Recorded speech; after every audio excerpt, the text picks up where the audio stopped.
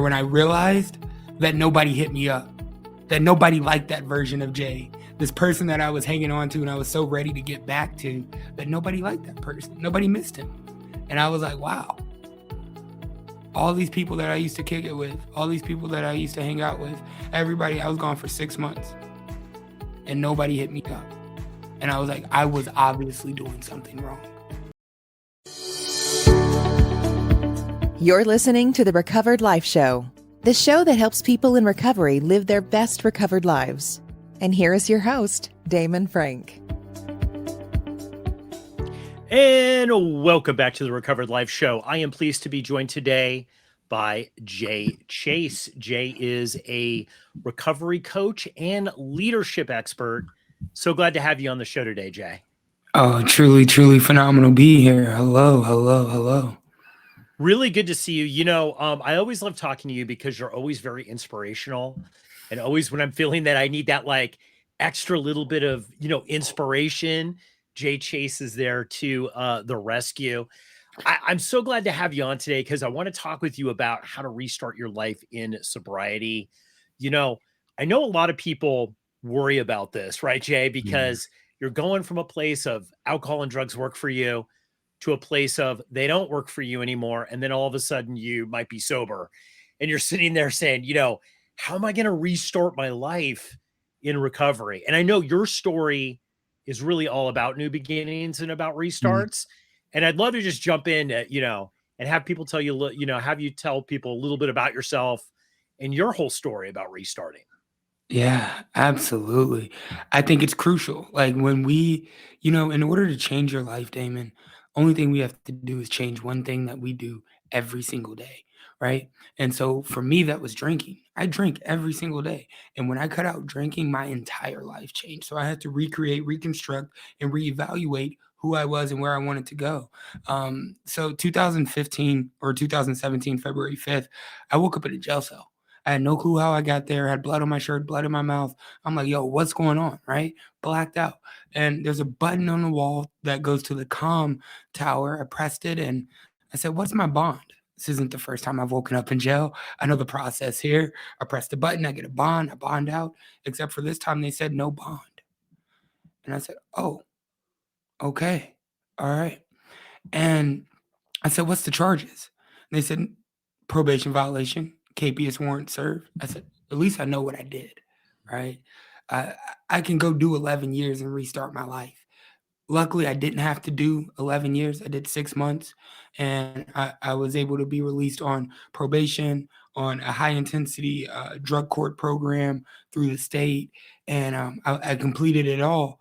But when I was released from prison, there was one thing that hurt the most, Damon, and that was I get on my phone, I log into Snapchat, I log into Instagram, I log into Facebook, and I didn't have a single message from anybody. Not a single person. I was gone for 6 months. All these people I used to hang out with, kick it with, go out and party with every single night. Like I said, I used to drink every day, and we just had to take away one thing to change my life. And nobody reached out to me. Where you at? Where you been? Well, Jay, I think the interesting thing about this story is a lot of the times people are sitting in there thinking like, okay, they're sober, right? And then they get to play, well, things are going to change. They're going to change drastically, but they don't understand how much reinvention needs to be done. And it might not be as drastic as ending up in a jail cell, right? It might just be, all of a sudden you go to work one day and the after party or the whatever, like it's just not the same. But when you're sitting there, when you have a big moment like this and you're sitting there, what was the time? What was the time when you said to yourself, oh my God, can you take us back to that moment? Like, I've got to totally reinvent my life and restart it. What was that like for you? What was the process that you went through?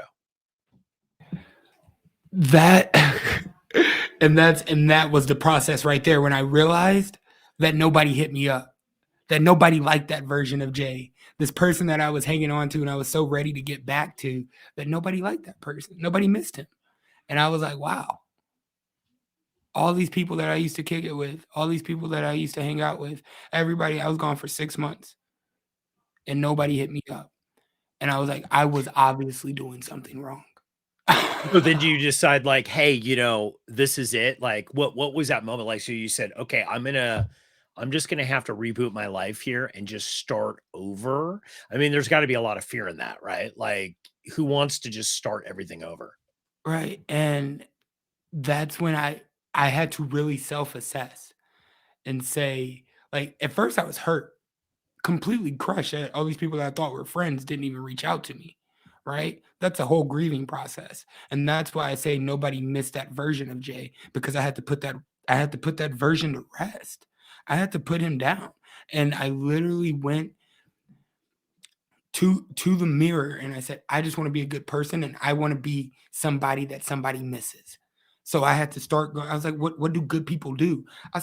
I started buying books, Good versus Evil, The Spiritual Practice of People with Good Actions, like, the 4 Agre I just started reading books, and I was like, "What is it about good people that makes people miss people?"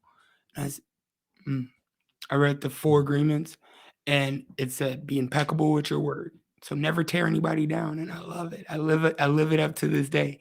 Be impeccable with your word without sin, right? And so I made a vow to never ever tear anybody down with my words ever again, which I did when I was drinking, when I was using. I destroyed relationships with my words. But go ahead. So did you do so for you, your whole thing is like, "I'm gonna do things totally different than what I did before." Like, just Yeah. totally different. So, what are some of the fears that go? Because I know you work with other people now in leadership and you're helping them walk through restarting their lives when they're at the very, very bottom, right? When Mhm. they're having that experience that you had.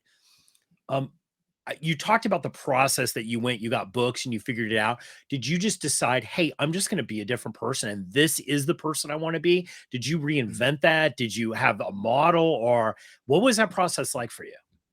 Yeah, at the beginning, no clarity, pure motivation, and to this day, I've rethought that process and saying that we don't need motivation, we need clarity, right? Because when motivation goes away, we need to know what the next step is. Otherwise, we won't take it. So, what that process looked like was, all right, first, let's just get a bunch of information.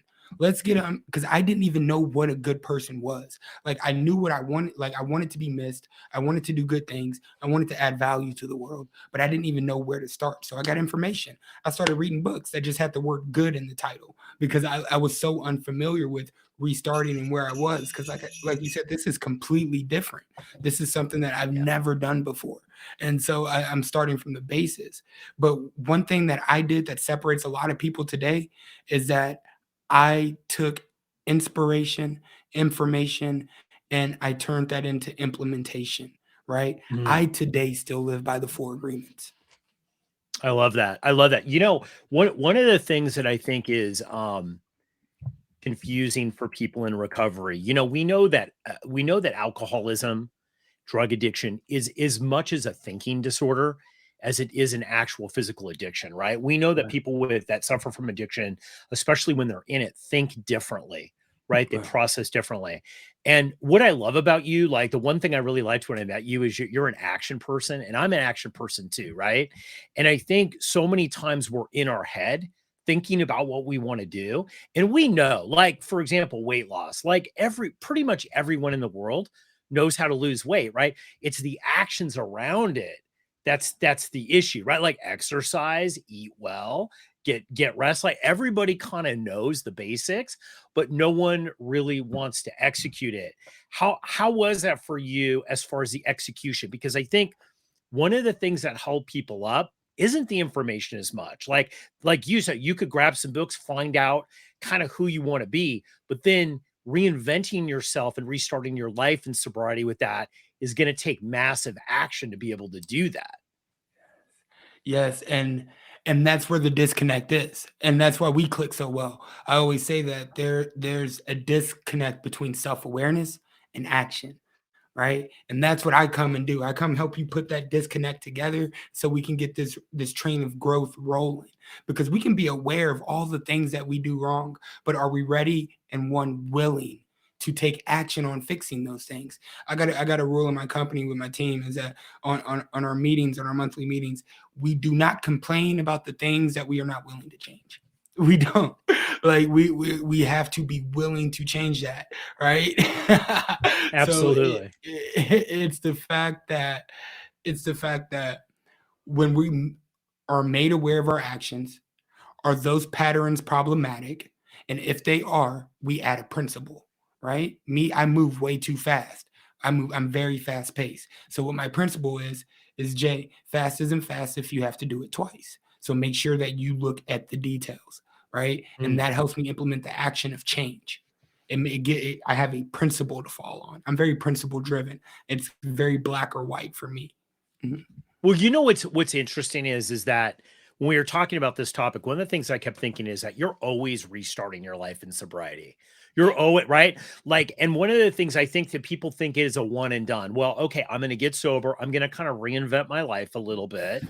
And I really feel like the process of getting sober, Jay, actually restarts it for you. You don't have to Right. really worry about the reinvention, right? And you talked about this awareness, and I think for me, I could just, thinking back, I was aware of certain things that I wasn't, it's like, I don't want to live my life this way. I was aware of that. Right. But I wasn't aware of everything. And it took me the process of getting sober. And for me, it was like working the steps of Alcoholics Anonymous that really helped me with that and other things, right? Coaching, other different things that I did that really kind of helped me get there.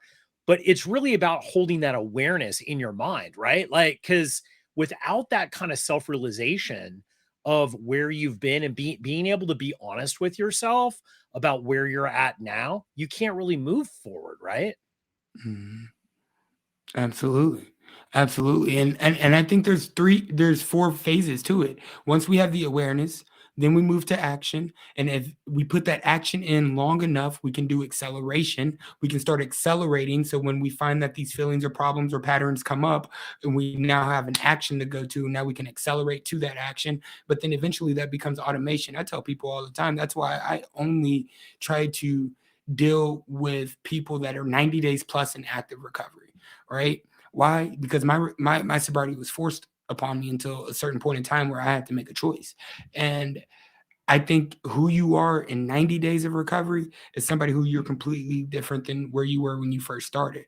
Your why is ever evolving. You're always restarting. You're always recreating. And then you always have to understand who you are on a deeper level at each level of it. I'm 6 years sober, still reinventing myself. Right now, I'm writing a book so I can purge what I've learned over the 6 years and make space for more. Well, Jay, I'll tell you, I'm 29 years sober and I'm still reinventing myself. I get to, we were talking about this a couple weeks ago.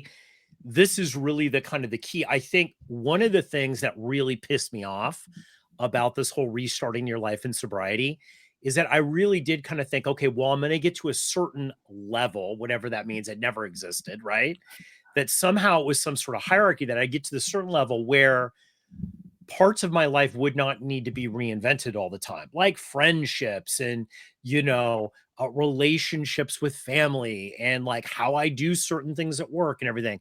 But what I found, it's not like levels, it's more of like an onion. It's kind of unpeeling back. I have a new, greater level of awareness. And like a snake, I have to kind of shed that skin, right? And move into something new. But I'm not leaving what I learned before. I'm taking it with me. It's just that Mhm. I have to let go of certain things. How hard was that for you? Because I know for me, letting go of the way that I think it should be or the way it should happen Mhm. is one of my biggest character defects. Like I have a really hard time being able to let go and just say, well, I've done all I can do here. And now I just have Mhm. to let go and let life happen. Mm. How was that for you? Were you good at letting go or did you know, were there challenges with that? Man, challenges at first, but the first thing that I tackled in sobriety was forgiveness. And the core, I don't think forgiveness is complete until release. So you have to literally let go of the action, the injustice, the person, the feeling, the resentment. You have to let go of that when you're working through forgiveness. And that was the first thing I tackled in sobriety. And so when it comes to reinventing myself, I had a framework. I literally reinvented myself based on the 4 agreements. Be impeccable with your word, don't take anything personally, don't make assumptions, and always do your best. And it was that last principle that you're asking about. Always do your best, right? And I knew that if I showed up to every single situation and I gave 120% and I always did my best, I was impeccable with my words, I didn't take anything personally. I knew that whatever anybody else was dealing with was what they were dealing with. I was able not to make assumptions of it and let it go and move in my authentic self. I had to trust myself more than the situation. I always tell people this. When you want to change your life, when you want to change yourself, you have to change your environment too, your people, places, and things. Otherwise, growth is going to be slow and difficult if you change yourself and not your environment.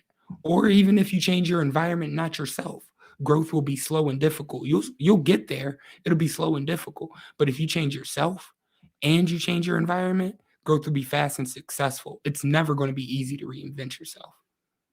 Yeah, I know for me looking back and by talking with people and working with people in recovery, especially early recovery, one of the things is I think people think that how they're going to restart their life is it really all has to do with alcohol. If I can only live, first it becomes if only I can figure out a way to drink and not have all these ramifications, Right. then it becomes, oh, well, I maybe can't. I'm an alcoholic.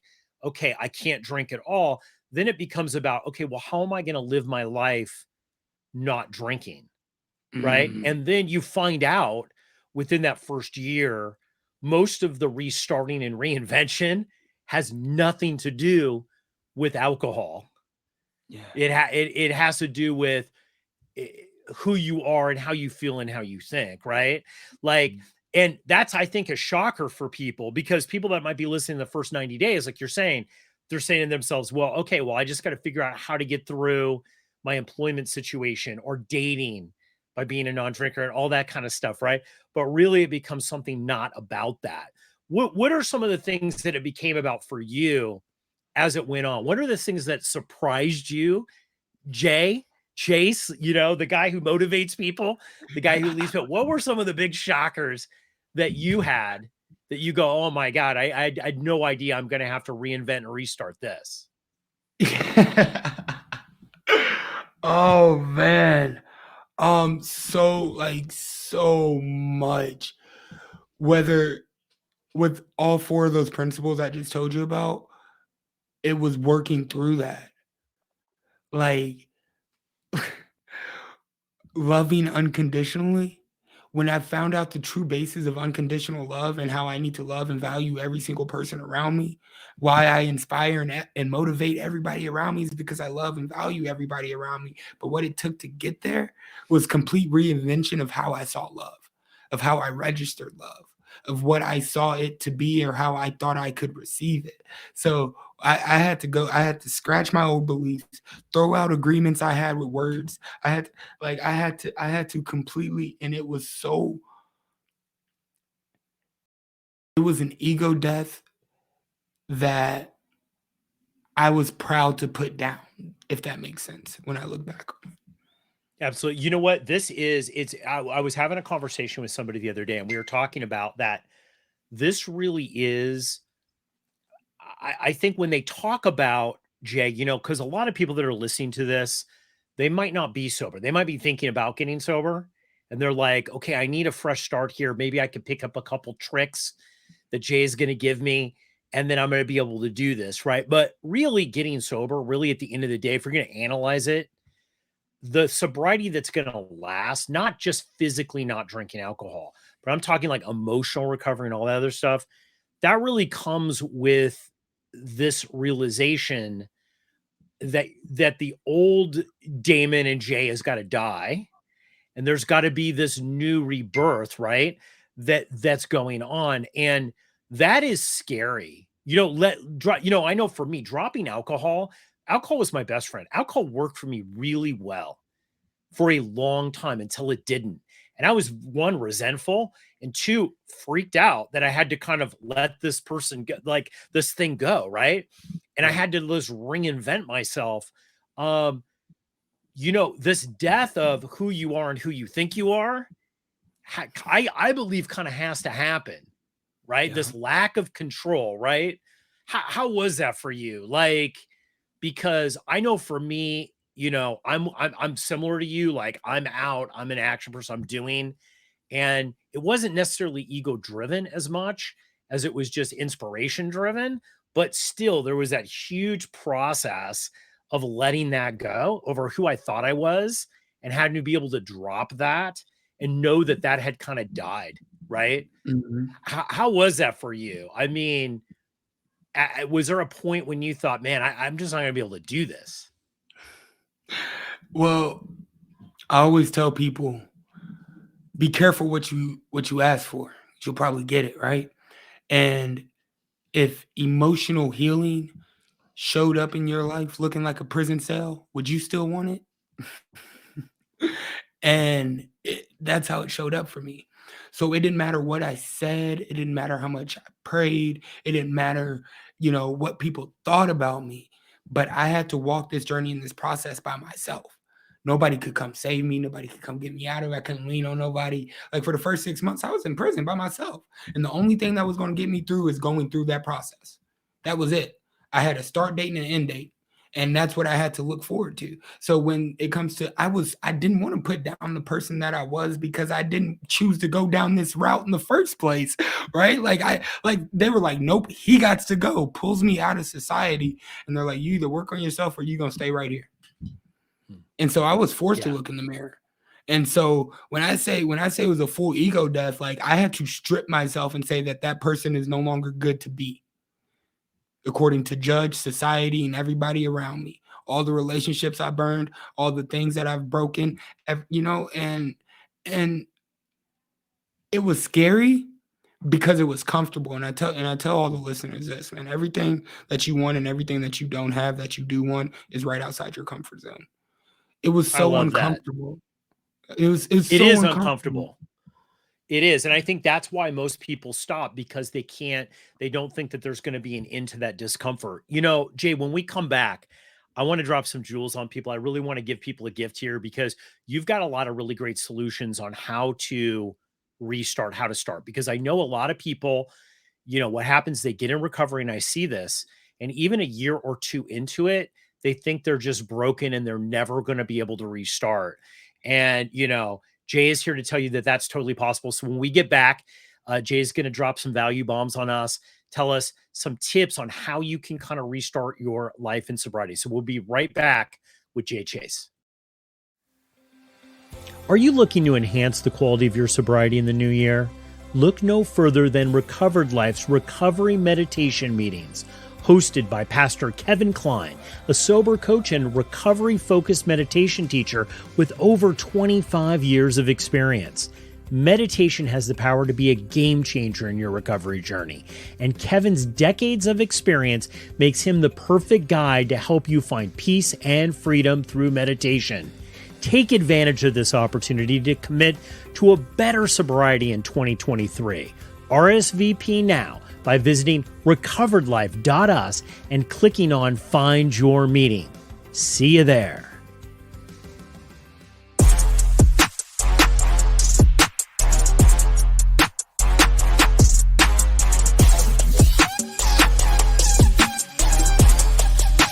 You're listening to the Recovered Life Show.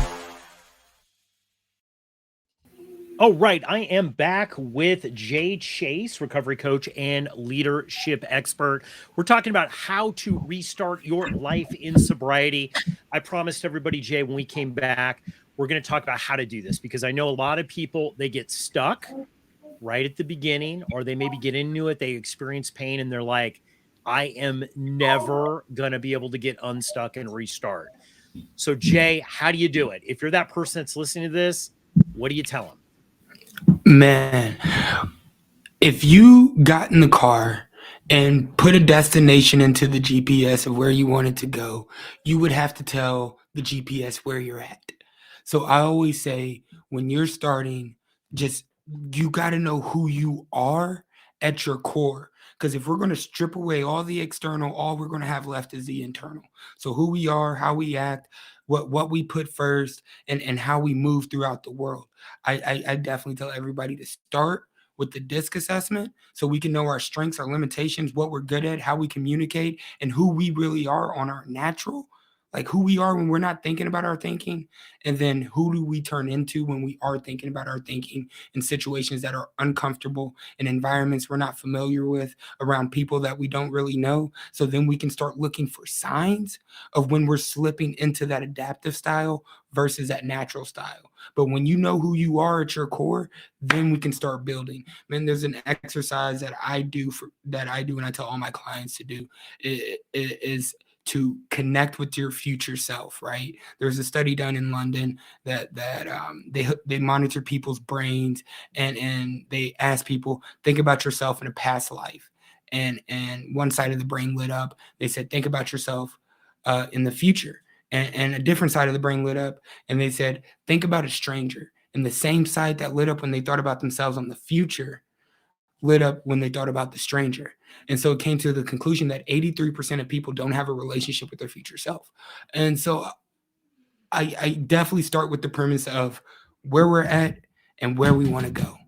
All right. So my first ask was, when you want to restart your life, is what does your best life absolutely look like? If money wasn't an option, if you didn't have to work, when you just did what you did, like what does your best life look like?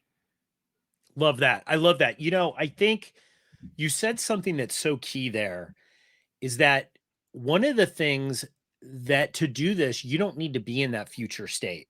Like I always say, like if you're in a bad situation, like you were in, you're in prison. If you can't see the opportunity in prison, if you can't see the good things that are happening there, you're not going to be able to see them when you get out, right? Like it's so much of a consciousness game, long-term recovery, I think. It's like knowing when your consciousness and your awareness is going to a place that is not helping anybody. Mhm. And we're so hard on ourselves internally a lot of times. I think that's one of the misconceptions, right? Like I think people think that alcoholics and especially recovered alcoholics are really tough, but really we are in one way, but we're also very sensitive too, right? We're very sensitive to suggestion and people around us and wanting to do the right thing. How do you keep that going, Jay? Like how do you keep, you get down the path and then it starts to get hard, which is what a lot of people do, right? And then you hit an obstacle. How do you muster up? What do you tell yourself to keep going Mm, instead of mm, sliding backwards? mm. You signed up for this. Jay, remember what you want. Remember what you want. Remember it. And we need to not be emotionally attached to the outcome, but be emotionally attached to the process of becoming. This is why I talk about the art of becoming all the time. We get to a point in our sobriety where we're no longer emotionally attached to the person that we once was, but now we're emotionally attached to the person that we're becoming. And so where does that switch happen? When we restart our life, when it gets hard and we tell ourselves to keep going, it, it it's typically either us getting lost in the details and the steps to get to the big picture, or it's us trying to add to the big picture, right? When we just need clarity, clarity on what the big picture is and where we're headed. This is why I say we don't need motivation. We need clarity. Hmm. It's the C word. I'm with you on this one. I actually use the word clarity a lot because I don't have to agree with what's going on, but I have to be clear about what's going on, right? For me to Mhm. get into a place where I can accept that and move forward in my life, right? I love that clarity. You were talking about changing things around you, and I think some of the first things to change is the people a lot of the times, right? Like you said, you didn't add any Instagram messages. You didn't have, you were back in that place where you're like, okay, I need to build people around me. I found it so essential, Jay, to have people in my life uh, that that see the good in things too, and that can see where we're going. I know for me personally, um, it's so easy not to be able to look at all the negative things and not look at the positive things that, Mhm. that are going on. And I can't see growth in myself a lot. So it's really important. I'm super hard on myself. Like I see it in other people, but it's interesting because long ago, I learned that if I could see it in other people, it must be happening in me from a metaphysical. I must have the opportunity to be able to experience that. So if I see people being happy and I'm not feeling happy, just that I recognize that is a good start. How did you do that with the people, places, and things in your life? Was there some sort of inventory you did, Jay, or like how did you change that? Because I think a lot of people get stuck there. They're like, how am I going to do that? Do I have to find new friends? I can't find new family members. What do I do? Yeah, man, this is good. Influence. When we really think about our friends, it is just the people that we influence, right? What level of leadership do we lead the people around us? And what it comes down to is we have to look and see who values us and who doesn't, and who do we value, and who should we value, right? I don't want to say who we don't value because I value everyone, and I think we need to value everyone, everybody. But it comes down to when you find out that you need to change your people, places, and things, starting with your people, you need to find new people to add value to. That's it. Go add value to new people and build relationships with those people. So many people are scared of they have the fear of losing something and the hope of something lasting forever, rather than just diving into this present moment and adding value to the present situation.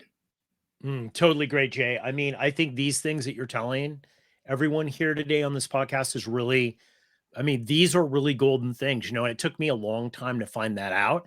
I had to piece together. So it's like finding people that are like-minded that are going to support you and keep that consciousness going. Final thoughts, Jay. If, somebody's out there listening, they're saying, hey, you know what? Jay Chase can do this because he's Jay, but I've tried before. I don't really think I can do it. What would be your final thoughts? What would be your message to that person? Try it a different way. The law of trade-off says, in order to get something I've never had, I have to do something I've never done. So if you want to achieve sobriety, if you want to achieve a recovered life, try it a different way. Try it a way that you haven't done yet. Because people are doing it. It's possible. I'm human, you human, you can push through it, but just do it a different way. Einstein said doing the same thing over and over again, respecting different results is insanity.